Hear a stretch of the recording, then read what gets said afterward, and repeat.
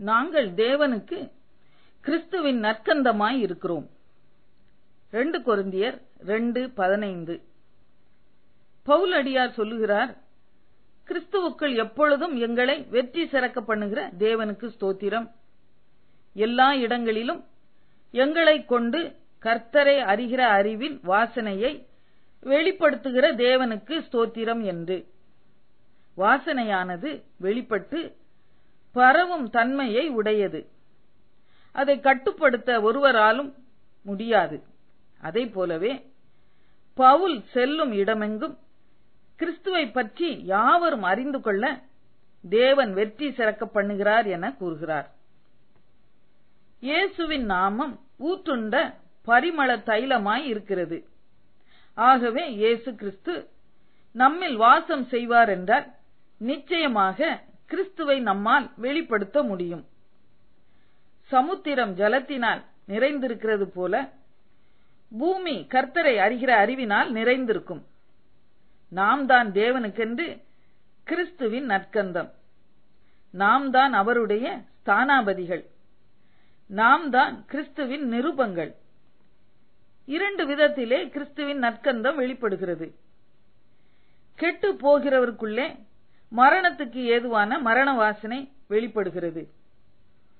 பேலிக்ஸும் துருசில்லாவும் பவுலை அழைப்பித்து கிறிஸ்துவை பற்றி சொல்ல கேட்டார்கள். நீதியையும் இச்சையடக்கத்தையும் இனி வரும் நியாய தீர்ப்பையும் குறித்து பவுல் சொல்லும்போது பேலிக்ஸ் பயமடைந்து, நீ போகலாம், எனக்கு சமயமான போது உன்னை அழைப்பேன் என சொல்லி அனுப்பிவிட்டான். இது மரண வாசனை. ஆனால் நிகழ்ந்த அற்புதத்தை கண்டு, ஆண்டவமாரே, ரட்சிக்கப்படுவதற்கு நான் என்ன செய்ய வேண்டும் என சிறைச்சாலைக்காரன் கேட்டான். இது ஜீவனுக்கு ஏதுவான ஜீவ வாசனை. அந்த சிறைச்சாலைக்காரன் குடும்பம் முழுவதும் அன்று இரவே ஞான ஸ்நானம் பெற்றார்கள். நம்மையும் இவ்விதமாக கிறிஸ்துவின் நற்கந்தமாக தேவன் பயன்படுத்த ஜெபிப்போம், ஒப்புக் கொடுப்போம். பவுல் கிறிஸ்துவின் நற்கந்தமாக ஜீவனுக்கு ஏதுவான ஜீவ வாசனையை வெளிப்படுத்தினார்.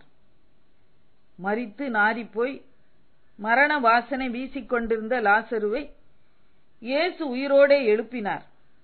இதை கண்ட அநேக யூதர் இயேசுவை விசுவாசித்தார்கள். பெத்தானியாவிலே இயேசுவுக்கு ராவிருந்து பண்ணின போது லாசரும் அவருடனே கூட பந்தி இருந்தார்.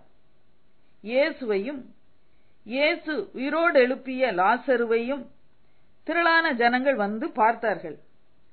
லாசருவின் நிமித்தமாக யூதர்களில் அநேகர் இயேசுவை விசுவாசித்தார்கள்.